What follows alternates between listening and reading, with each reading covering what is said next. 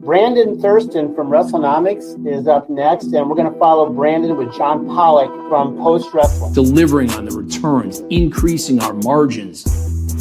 Ratings go down the toilet if I'm not here. All I do is simply put the math in my favor.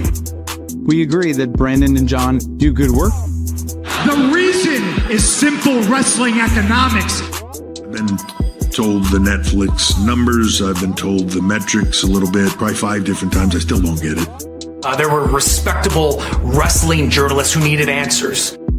Thank you very much, members of the media. I hope you all go to hell. How about we pop a number right here, right now?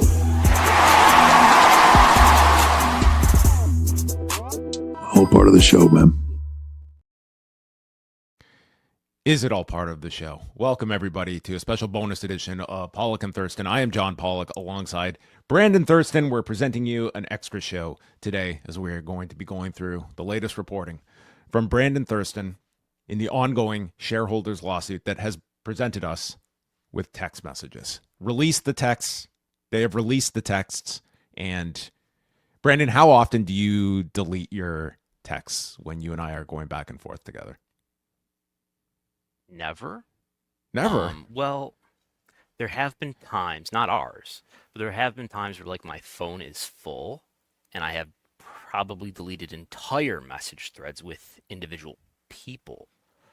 But going back and what you're referring to is going back and not just deleting entire message threads with individual people, but deleting individual messages within message threads, which is what we're going to see today.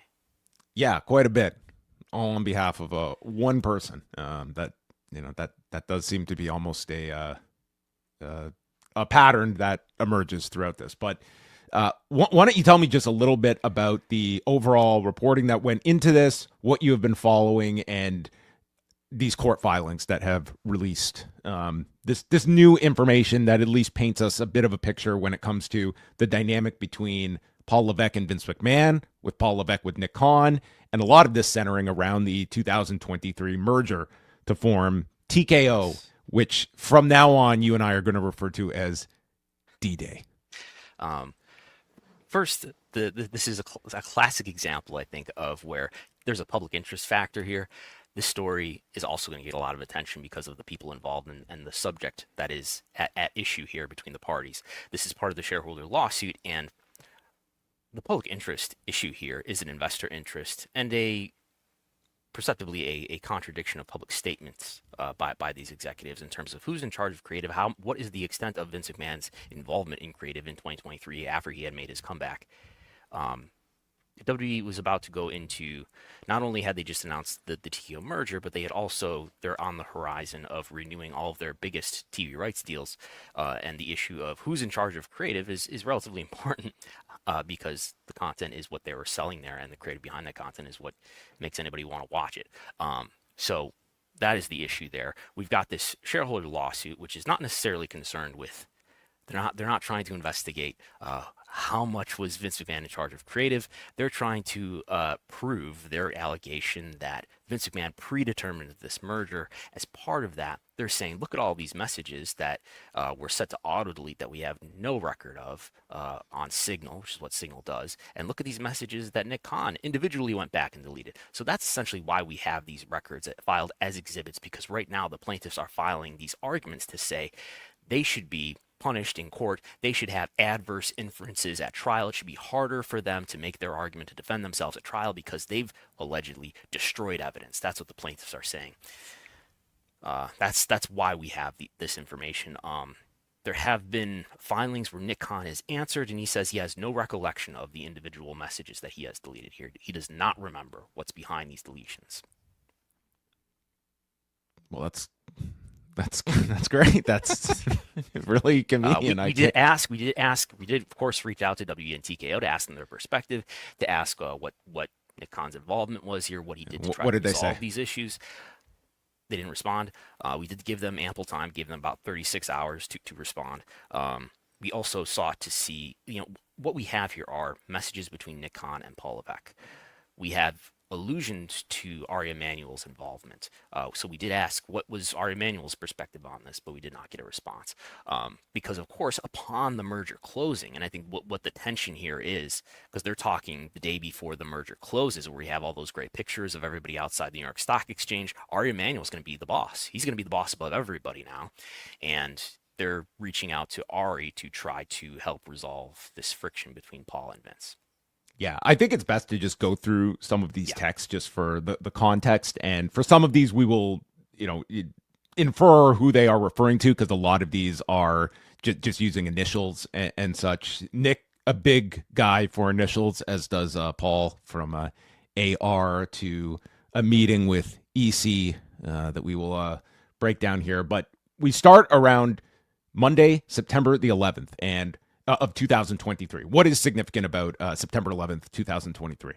It is the day before the merger will close. So it's important, I think, to point out, yes, this merger was announced. It was agreed to in April of 2023, but there's a big, long bureaucratic process where you have to get this merger approved, and you're a publicly traded company, so that makes it more complicated. So this TKO formally came into existence as we know it today on September 12th, 2023, the day after these first set of text messages are happening. So, Brandon, if you don't mind, I will take the reins here on one Mr. Paul Levesque, who texts at 2:10 p.m. on Monday. How's it going so far? Man, I'm wound tight today. D-Day tomorrow. Expecting the worst. Nick Khan, 2 minutes later, deleted by the sender. Follow-up from Nick Khan a minute after that, deleted by the sender. A minute after that, Paul Levesque. Call you shortly or no time. 3 minutes later, 2:30 EC, before good, after tricky. Yes. This is a man that is probably firing off 1,000 texts per day, which means he's deleting a lot of messages per day, would be my assumption. But we don't know, by the way, when these messages were deleted by Nick. Presumably Paul saw whatever the message was, and sometime, I assume, much after these messages were deleted. Yes. So, yeah, your read of this was that, Nick Khan had some meeting with the executive committee, and obviously it was going to be a pretty packed day here. Nothing too much to read into this beyond Levesque is, it is giving you this sense of, expecting the worst. Is obviously what is standing out the most there.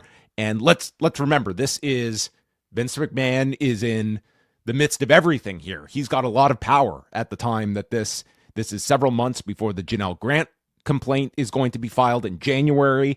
And we can really see here that before Vince McMahon's pseudo-retirement in the summer of 2022, Paul Levesque was off to the sidelines. And we'll get maybe a bit of an indication towards Paul Levesque's loyalty to Nick Khan and what you can read from that. But we're getting ahead of ourselves. Why do you think he's expecting the worst here?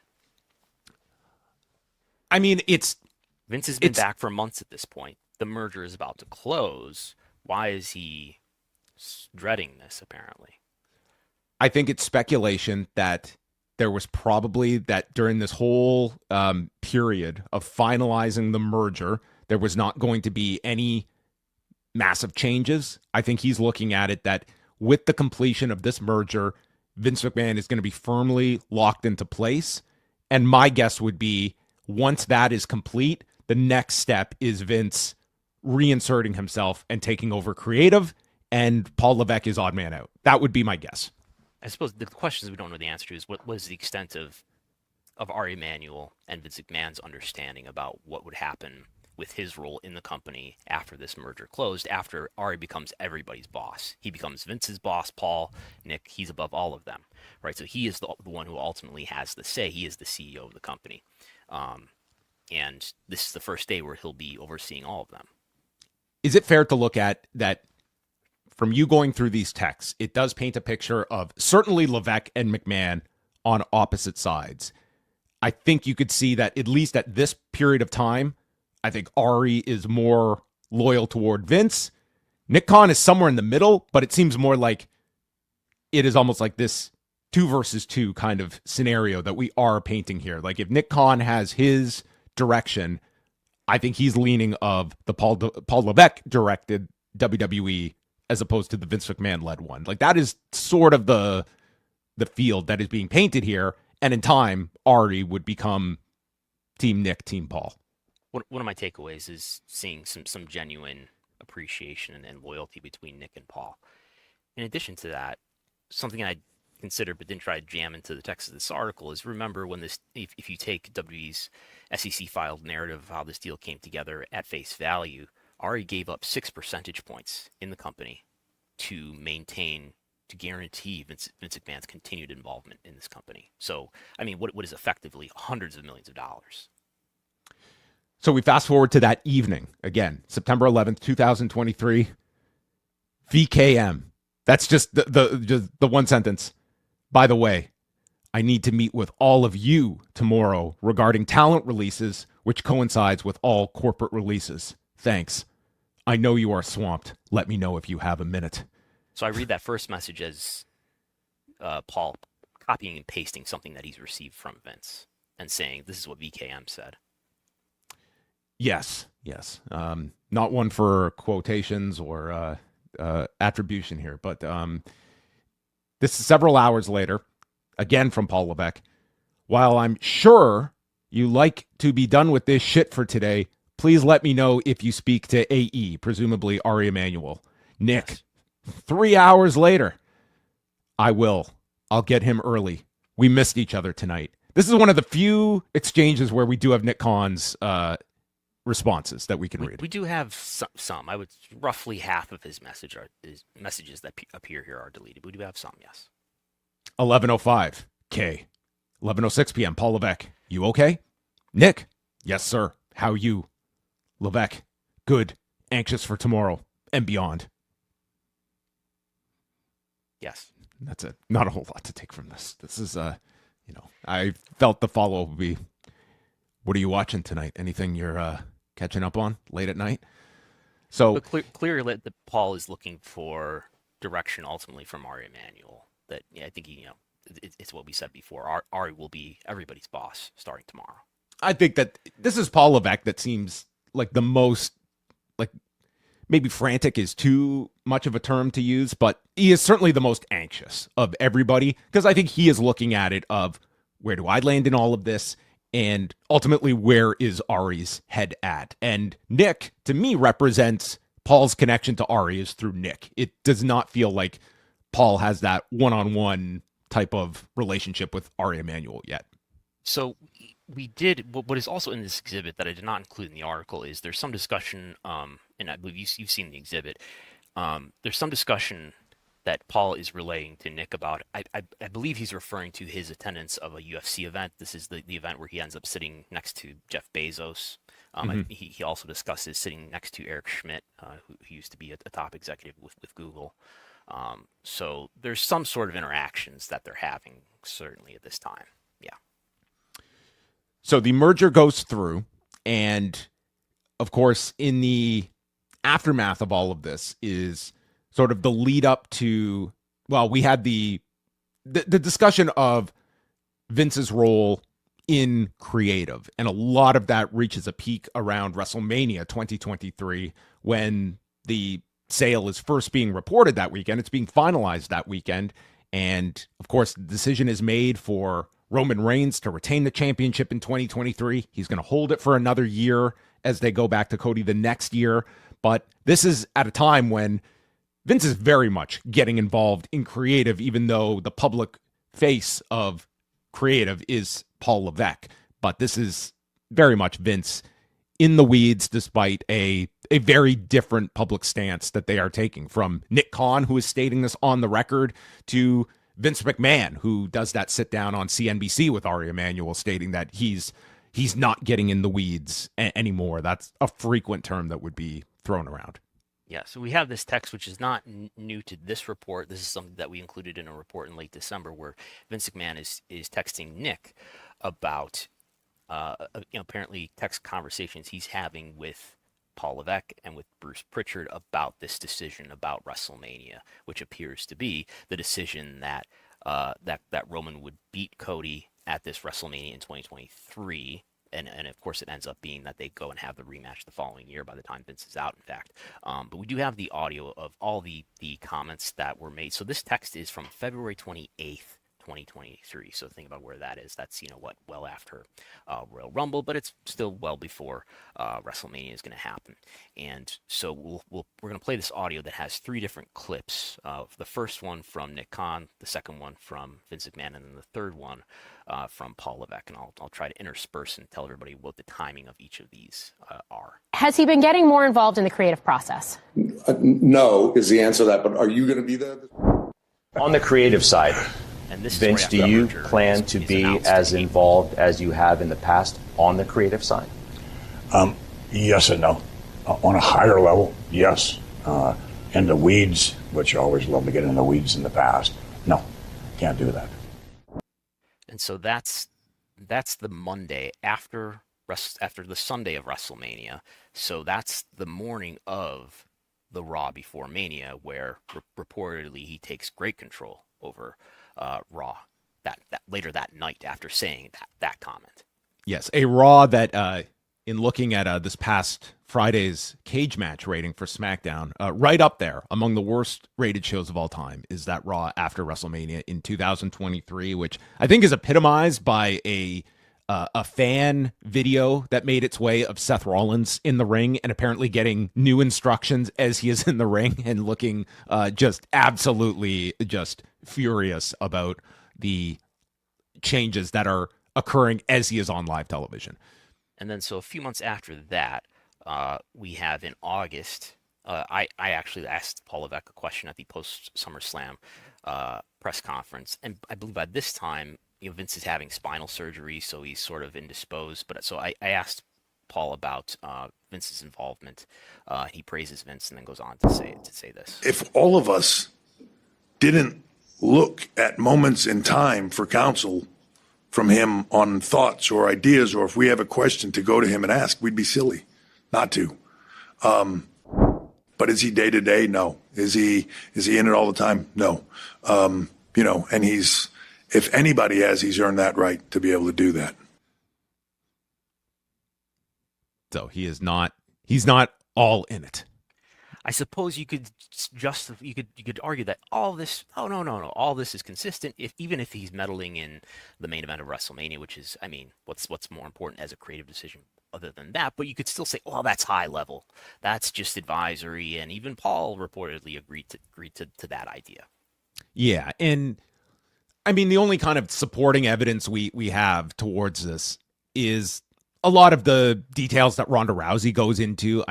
Whether she was being hyperbolic or not, her indication was that, Vince McMahon, literally there was a phone stationed in the back for Bruce Pritchard that Vince had a direct line of communication to during the shows. And it was her belief, Vince was all over creative. So and Rousey was, her last match, if I recall, was at that SummerSlam yes. that clip was from in August 2023. So by this time, remember, the merger has not happened yet. That's still several weeks away.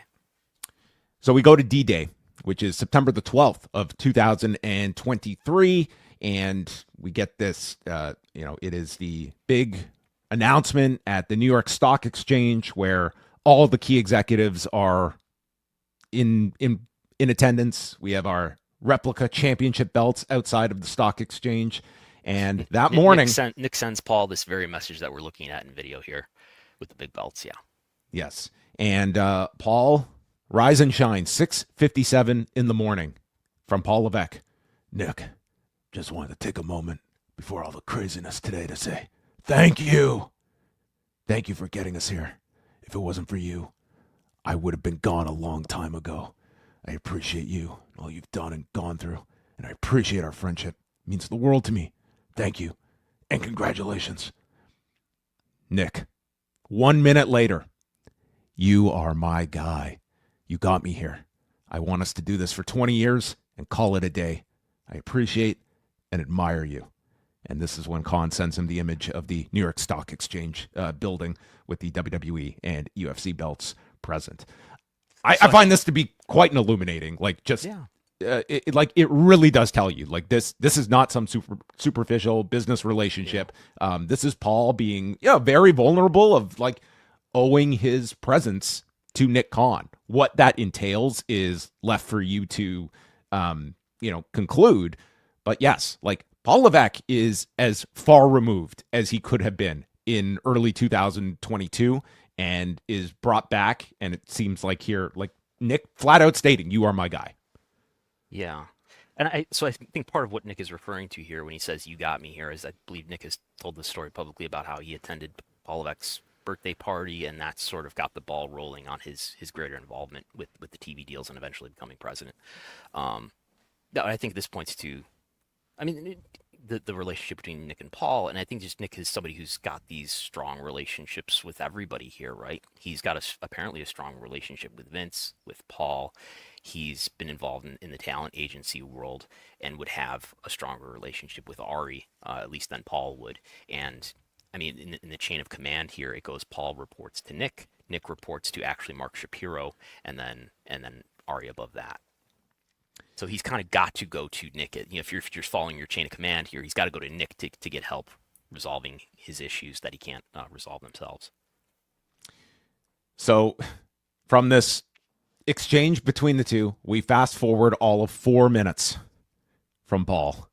Just FYI, morning VKM looking to set an in-person meeting for today at 4 p.m. with you, Bruce, and Ed regarding talent policies. Nick's response is deleted. Paul Levesque's response, done. Ominous. Yes. So maybe there's some direction there from Nick for Paul to do something, and he's going to do it immediately, I guess. You write here that soon after the merger closed, with Endeavor leaders Ari Emanuel and Mark Shapiro overseeing WWE, both media reports and programming itself suggested Levesque, rather than McMahon, was in clearer control of Raw and SmackDown. PW Insider reported in early October that Levesque was, quote, knighted by the Endeavor TKO leaders. And yeah, this was the story that, 1 week later, SI reports that Levesque was now in full control of WWE creative. And this appears to be the shift of Ari Emanuel, like basically taking Vince and telling your role is no longer creative. This is Paul's domain and he does not answer to you. And whether that was a inevitability that they were always going to make, it still begs the question of the upping the equity for Vince's involvement. If I truly believe that at least the core of this deal, remember, this is Ari going to Vince in the summer of 2022 and courting him, and they're meeting. I think Ari looks at Vince as the key to this whole thing. And somehow in all of this, I think they realized, whether that was the business turnaround under Levesque, that they shifted focus and realized that this should be a Paul Levesque-led product, and it is much more chaotic when Vince McMahon is installed. And the plaintiffs in this merger lawsuit would allege that this was a predetermined process, and that the other potential suitors for this company weren't really allowed a full and fair chance to run up the price in the bidding, and that there was this sort of predetermined understanding or agreement between Ari and Vince that they were going to make this deal happen, because according to the plaintiff's theory, Vince was only really trusting that Ari would allow him to stay.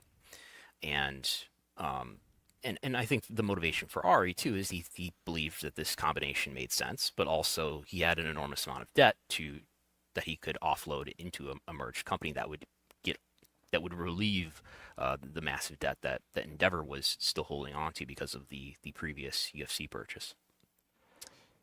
And then we go to our next exchange, which is December 9th of 2023. And this is kind of a revelation, right? I think that my understanding as somebody who's following the wrestling news is that once that October moment came where there was this clear, reportedly separation of duties, all done, this was a Paul Levesque show. But apparently there was this one more skirmish here. Yes. So this comes on a Saturday night, 8:17 p.m. Paul Levesque was just told by security that VKM is coming to Cleveland TV Monday. What's that about? With 6 question marks attached to it. Nick Khan's responses, 3 texts, all in succession here within a minute, are all deleted. Paul Levesque, is he in New York City yet? When is their meeting? And again, Nick's response is deleted. So You can speculate for yourself about who's meeting with whom in New York City. I don't know that there's any reporting or any other reason to believe that Vince actually did attend this Raw in Cleveland. This is a Raw that happened in Cleveland on what would be 2 days later. I don't know if there's any reporting that Vince in fact attended. Maybe that was deterred, but we go on. So the next day, this is Sunday afternoon, December 10th, 2023, from Paul Levesque. The more I think about it, the more I'm kind of disappointed in that Ari combo. Seems like we are in the same place. Quote, I'm going to tell him to stay out of it or else, end quote. That's way different than I'm telling him he's done. It's over. Kicking the can down the road. Let's just finish this. Again, Nick's responses here have been deleted. Paul follows up. What do you think about me hitting Shapiro to get his take and let him push or better direct to Ari? So, I think this one is fairly straightforward in that Paul seems like when they did this quote unquote knighting of Paul Levesque, it was of the belief, this is your baby now. Vince McMahon is out of the equation when it comes to your lane, which is the creative direction of this product.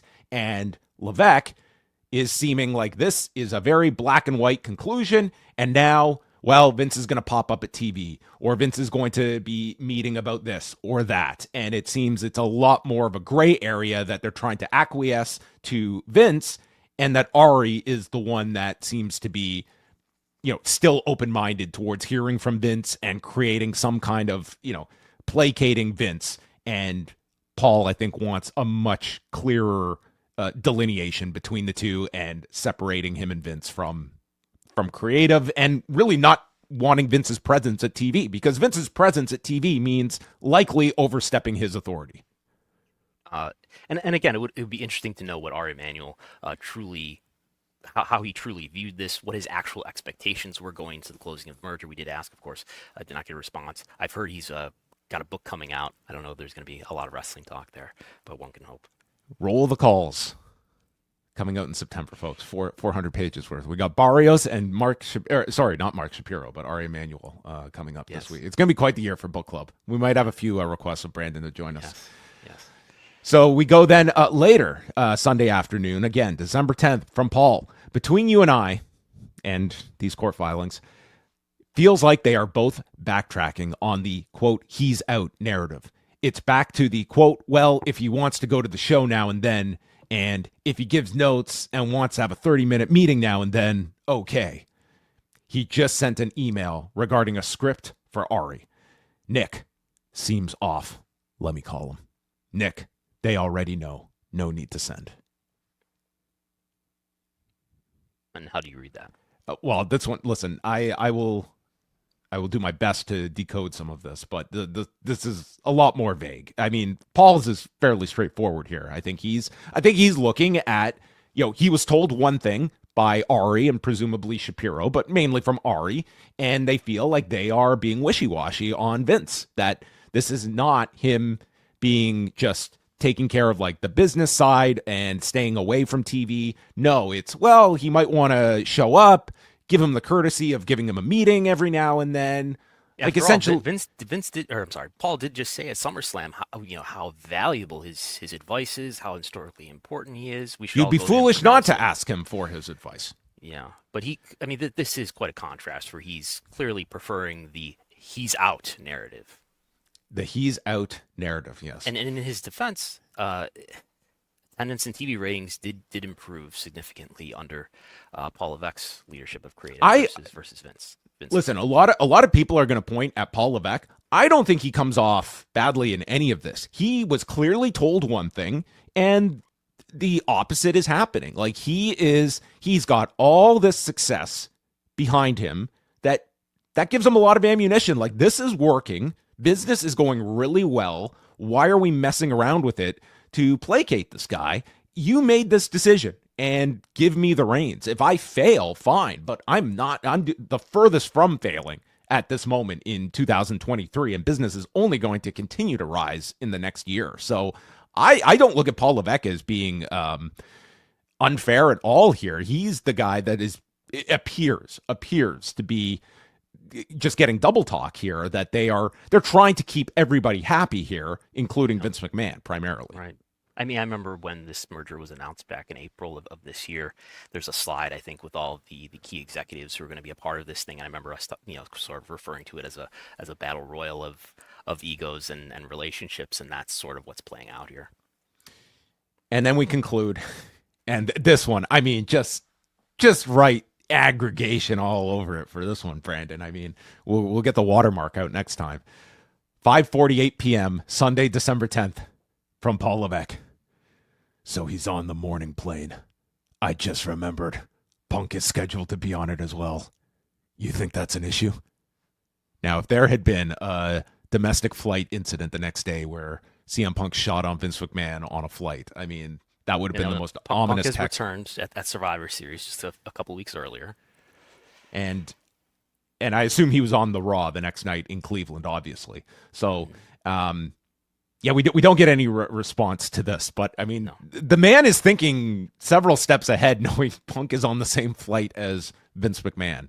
But I believe Punk has stated the only kind of interaction he had with Vince during his return was one day when Punk was at headquarters and was working out at the gym, and Vince came in there.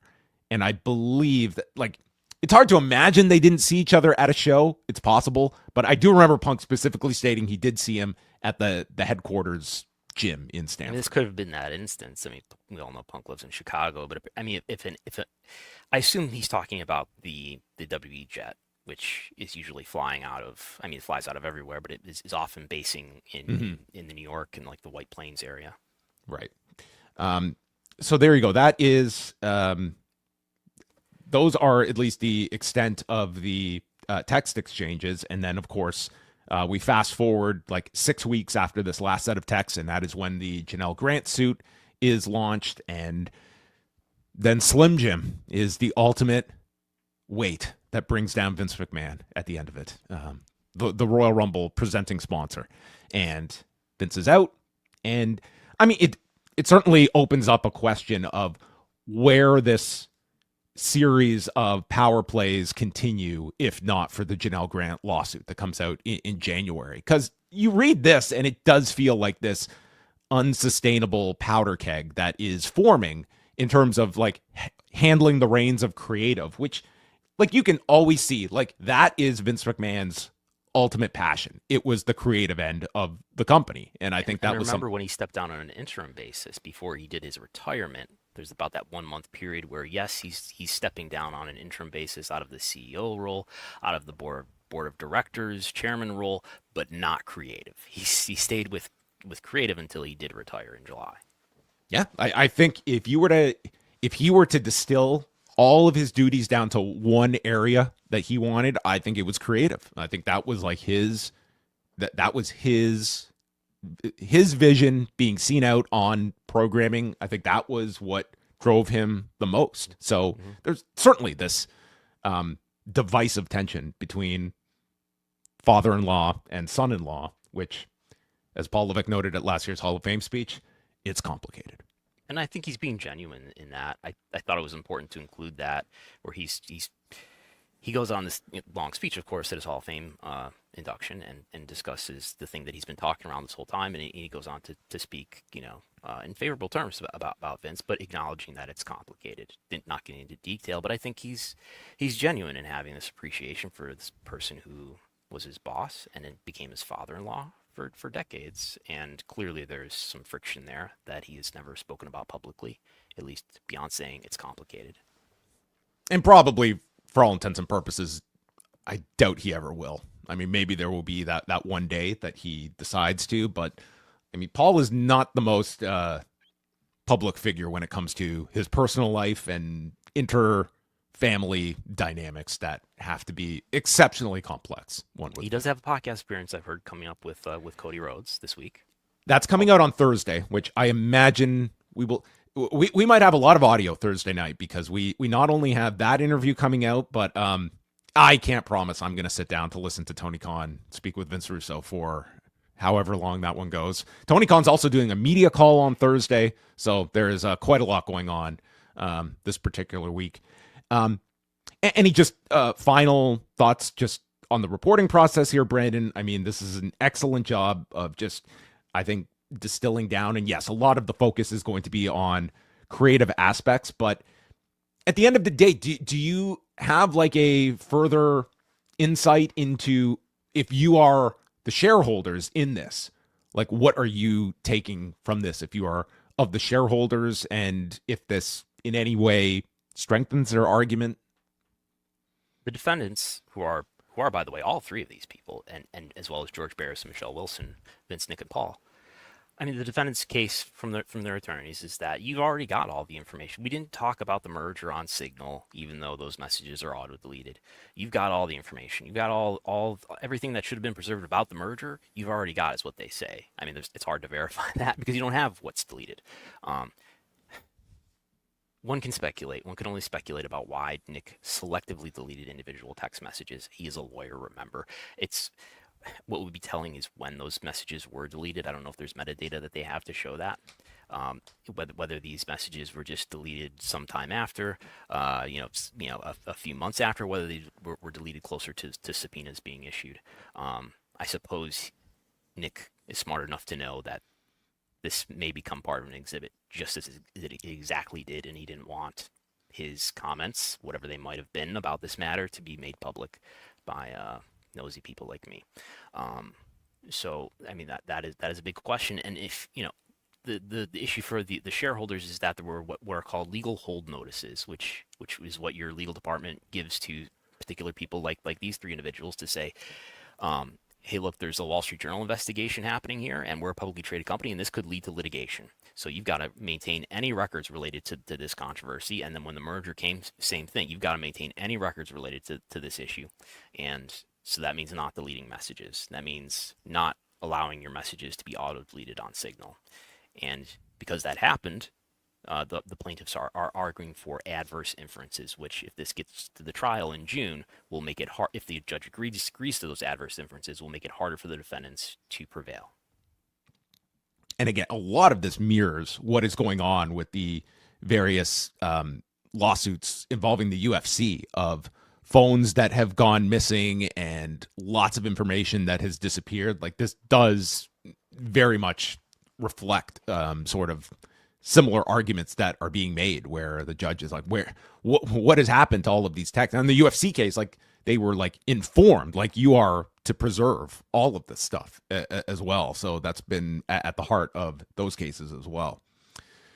We will be back on Thursday, our regular night, 8:30 p.m. Eastern time. We'll be going over all of the latest news. We will talk about whatever comes out. It probably will be an interesting interview at the very least that Cody has with Paul Levesque.